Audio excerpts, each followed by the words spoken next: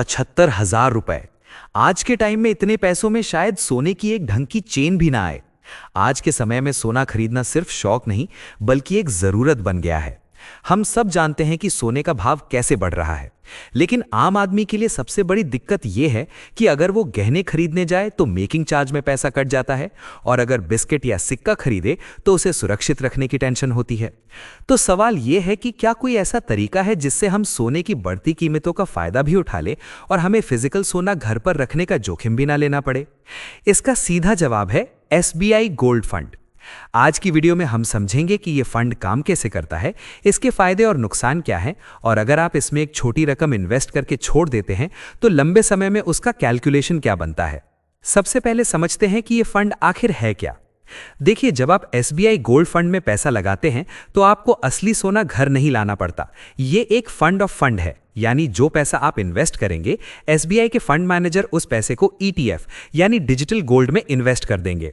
आसान शब्दों में कहें तो जैसे जैसे बाजार में सोने का रेट बढ़ेगा, वैसे वैसे आपके लगाए हुए पैसों की वैल्यू बढ़ती जाएगी।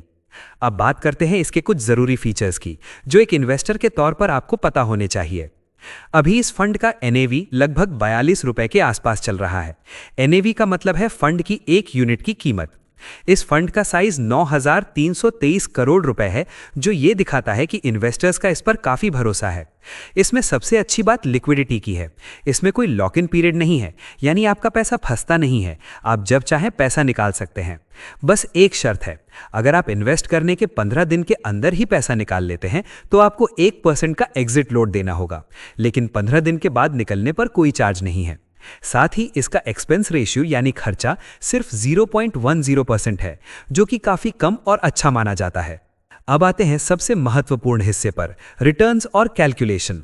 अगर हम पिछले रिकॉर्ड को देखें तो पिछले एक साल में गोल्ड ने बहुत शानदार प्रदर्शन किया है। इस फंड ने पिछले एक साल में 78% का रिटर्न दिया है। लेकिन एक समझदार इन्वेस्टर होने के नाते हमें यह समझना होगा कि हर साल इतना ज्यादा रिटर्न नहीं मिलता। मार्केट हमेशा ऊपर नीचे होता रहता है। इसलिए हम हवा में बातें नहीं करेंगे, हम एक बहुत ही प्रैक्टिकल अनुमान लेकर चलते हैं कि अगर आपको लंबे समय में औसतन 15% का सालाना रिटर्न मिलता है तो आपका पैसा कैसे ग्रो करेगा। मान लेते हैं कि आज आप लमसम 75,000 रुपए इस फंड में इन्वेस्ट करते हैं और उसे भूल जाते हैं, तो 5 साल बाद कंपाउंडिंग की वजह से आपका ये 75,000 बढ़कर लगभग 1.5 लाख रुपए हो सकता है, यानी पैसा लगभग 2 गुना। 10 साल बाद यही रकम बढ़कर करीब 3 लाख रुपए के आसपास पहुंच सकती है। 15 साल बाद समय बढ़ने के साथ ग्रोथ तेज होगी और ये रकम 6,10,000 रुपए बन सकती है। 20 साल बाद आपका इन्वेस्टमेंट 12 लाख रुपए को पार कर सकता है। 30 साल बाद अगर आप इसे रिटायरमेंट या किसी बड़े गोल के लिए पूरे 30 साल तक होल्ड करते हैं तो कैलकुलेशन के हिसाब से यह रकम 49,65,000 रुपए तक पहुंच सकती है। यहां नोट करने वाली बात यह है कि यह पैसा कंपाउंडिंग की ताकत से बड़ा है। आपने इन्वेस्ट सिर्फ एक बार किया था, बाकी काम समय ने किया।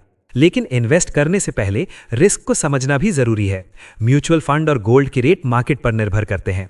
ये कैलकुलेशन पिछले प्रदर्शन और एक अनुमान पर आधारित है। फ्यूचर में रिटर्न कम या ज्यादा भी हो सकते हैं, इसलिए इसे FD की तरह गारंटीड ना समझें। अगर आप सोने में इन्वेस्ट करना चाहते हैं लेकिन सुरक्षा और मेकिंग चार्ज की टेंशन नहीं लेना चाहते, तो SBI गोल्ड फंड एक बहुत ही सुलझा हुआ विकल्प है। ये आपको सोने की ग्रोथ का फायदा भी देता है और पैसे निकालने की आज़ादी भी। अब आप मुझे कमेंट करके बताइए, इन्वेस्टमेंट के नजरिए से आपको क्या ज्यादा सही लगता है, घर पर असली सोना रखना या इस तरह डिजिटल तरीके से गोल्ड में इन्वेस्ट करना? लॉजिक के साथ अपना जवाब कमेंट में जरूर लिखें। अगर आपको ये जानकारी काम की लगी हो तो वीडियो को लाइक जरूर करें, और अगर आप जानना चाहते हैं कि वो कौन से फंड्स हैं जो SIP के लिए बेहतर हो सकते हैं तो स्क्रीन पर दिख रही वीडियो पर क्लिक करें।